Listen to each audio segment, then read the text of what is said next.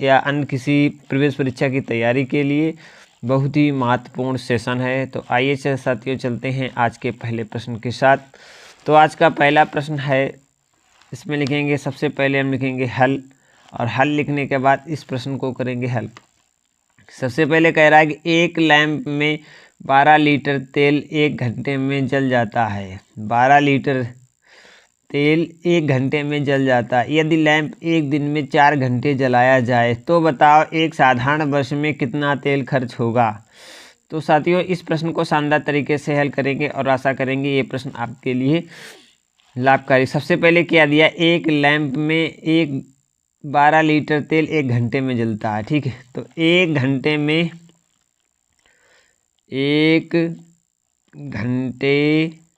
में खपत तेल बराबर 12 लीटर। तो 1 घंटे में खपत तेल 12 लीटर है। अब कह रहा है कि यदि लैंप एक दिन में 4 घंटे जलाया जाता है, एक दिन में खपत तेल बराबर 12 गुणे 4 बराबर 48 लीटर। ठीक है, इसके बाद तो बताओ एक साधारण वर्ष में कितने लीटर तेल जलेगा। एक साधारण वर्ष में तेल खपत बराबर 48 गुणे 365, क्योंकि एक साल में 365 दिन होते हैं, तो 48 गुणे 365 कर देंगे और तेल निकल आएगा। तो यहाँ से इसमें साधारण गुणा है, करते हैं यहाँ पे 365 गुणे 48, तो 8 5 40 की 0 हासिल लगा 4 और 8 छंग 48, 49 50 51 52 की 2 हासिल लगा 5, 8 3 24 25 26 27 29, और इसके बाद गुणे का निशान, 4 पंचे 20, 4 छंग 24 और 25 26 2 और 4 3 12 13 14। ठीक है, तो कितना आएगा यहाँ पे 0 2 9 6 15 की 5 हासिल लगा 1 4 3 7 17,520 लीटर। कितना, 17,520 लीटर तेल खपत होगा। इसका ऑप्शन भी बिल्कुल सही है साथियों, 17,520 लीटर एक वर्ष में तेल का खपत होगा। तो आशा करते हैं पहला प्रश्न आपको शानदार तरीके से समझ में आ गया होगा। अब चलते हैं अगले महत्वपूर्ण प्रश्न की तरफ। अगला महत्वपूर्ण प्रश्न साथियों कह रहा है कि नीचे दिए गए ग्राफ के आधार पर प्रश्न को उत्तर दीजिए। तो नीचे दिया गया ग्राफ बराबर, देखो विषय यहाँ पे दिए गए, यहाँ एक स्टार बराबर 10 पुस्तकें हैं। ठीक है, एक स्टार है वो 10 पुस्तकों के बराबर है। तो हिंदी की कितनी पुस्तकें हैं, 1 2 3 4 5 6। ठीक है, आपका स्वागत है भैया।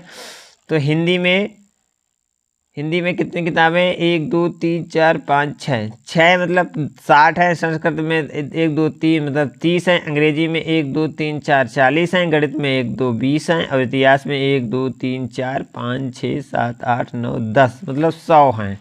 ठीक है, अब वो कह रहा है कि सबसे अधिक तथा सबसे कम विषय की पुस्तकों के बीच का अंतर क्या है। तो सबसे अधिक इतिहास में पुस्तकें हैं और सबसे कम गणित में पुस्तकें हैं, और इन दोनों को पुस्तकों का अंतर कितना है तो वो ज्ञात करना। सबसे पहले देखो इसका एक स्टार बराबर 100 है, तो यहाँ पे गिनेंगे 1 2 3 4 5 6 7 8 9 10, 10 है ना, तो हम इसे लिख देंगे 10 गुणे 10 बराबर 100 हो जाएगा हमारा, 100 पुस्तकें। ठीक है, मतलब इतिहास की 100 पुस्तकें हैं, तो सबसे ज़्यादा पुस्तकें इतिहास की हैं, तो लिखेंगे इतिहास की पुस्तकें बराबर 100 और सबसे कम है गणित की पुस्तकें, लिखेंगे गणित की पुस्तकें 20, यहाँ पे लिखेंगे गणित की पुस्तकें बराबर 20 और इसका अंतर साथियों यहाँ पे 80 आ जाएगा, 80, यही हमारा आंसर है। देखते हैं इसका आंसर ए आपकी स्क्रीन पे दिखाई दे रहा होगा, ए ऑप्शन इसका बिल्कुल सही है। तो आशा करते हैं ये प्रश्न आपको समझ में आ गया होगा। अगला प्रश्न है कि 5,09,408 को अंकों में किस प्रकार लिखा जाएगा। सबसे पहले 5 लाख है, 9,000 हैं, तो देखेंगे 5 लाख किस में है, इकाई, दहाई, सैकड़ा, हजार, 10,000, लाख, 10 लाख, यहाँ 10 लाख है, 50 लाख हो जाएगा। इकाई, दहाई, सैकड़ा, हजार, 10,000, लाख, 5,09,000, इसके बाद 408, तो ए ऑप्शन इसका बिल्कुल सही है साथियों। ठीक है, जो अंकों में लिखा जाएगा तो इस प्रकार लिखा जाए 5,09,408, आप लोग जानते हैं। तो इस प्रश्न को शानदार हल है, तो आशा करते हैं ये प्रश्न भी आप समझ गए होंगे। अगला प्रश्न है कि 90, 72 तथा 162 का लासा क्या होगा। आइए इसका हम लासा निकालेंगे। 90, 72 और 162 संख्याएं हैं साथियों। 90, इसके बाद है कामा 72 और तीसरी संख्या है 162। इन तीनों का लासा गुणनखंड विधि से निकालेंगे। तो सबसे पहले देखेंगे इसके अंत में 0 है, इसके अंत में 2 है और इसके अंत में भी 2 है। जब किसी संख्या के अंत में 0, 2, 4, 6, 8 हो तो वह संख्या हमारी 2 से विभाजित हो जाएगी। ठीक है, तो इसे हम 2 से करेंगे विभाजित, तो यहाँ पे आ जाएगा 45, यहाँ पे 2 3 6, 2 3 6, एक बचेगा, 2 6 12 और यहाँ पे आएगा 2 8 16 और 2 1 2। अब देखेंगे आप सिर्फ इसमें 6 बचा, तो ये संख्या अभी कट जाएगी 2 से, तो इसे भी 2 से काटेंगे। यहाँ पर आएगा 45 को वैसे ही उतार लेंगे और यहाँ पे आ जाएगा 18 दूनी 36 होता है और 81 तो ऐसे ही रहेगा। ठीक है, अब आगे बढ़ेंगे तो अभी एक बार और 2 से कटेगा, तो यहाँ पर आ जाएगा 45, यहाँ पर आ जाएगा 9 और यहाँ पे आ जाएगा 81। ठीक है साथियों, आदित्य जी आपका बहुत बहुत स्वागत है और इस प्रश्न को हमारे साथ हल करेंगे।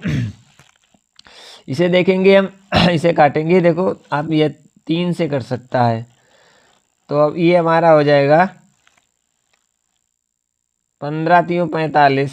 ठीक है, 3 तुरका 9 और 3 दूनी 6, 3 दूनी 6, 3 दूनी 6 7 8 और 3 7 21।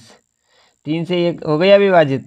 अब देखेंगे किससे विभाजित होगा, फिर 3 से विभाजित करेंगे, 5 15, 3 1 3 और 3 9 27। अभी फिर 3 से हो जाएगा विभाजित, तो 5 को ऐसे ही, 1 को ऐसे ही और यहाँ पे 3 और 3 को एक बार और, तो 3 और 5 1, लास्ट में बचेगा 5 से गुणा, तो 1, 1 और 1 और इसके ये हमारे हो जाएंगे अभाज्य गुणनखंड। और इनका जो एलसीएम आएगा,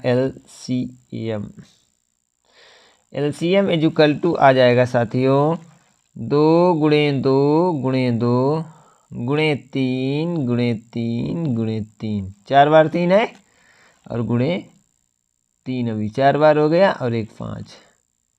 इसे हम इसके गुणनफल निकालेंगे, तो 2 दूना 4 दूनी 8। ठीक, 8 लिख लो। 3 त्रिका 9 3 27 लिख लो। अब 5 3 15 लिख लो। ठीक है, अब 15 8 120 गुणे 27 कर लो। अब देखो 1 0 रखेंगे, 12 84, 4 8 हासिल हो जाएंगे। 12 दूनी 24 और 8 24 8 25 26 27 28 29 30 32, यानी कि यहाँ पे 32 हो जाएंगे। कितना आएगा 3240। देखो क्या 3240 है, हाँ 3240 है और इसका बिल्कुल राइट ऑप्शन बी हो जाएगा। ठीक है,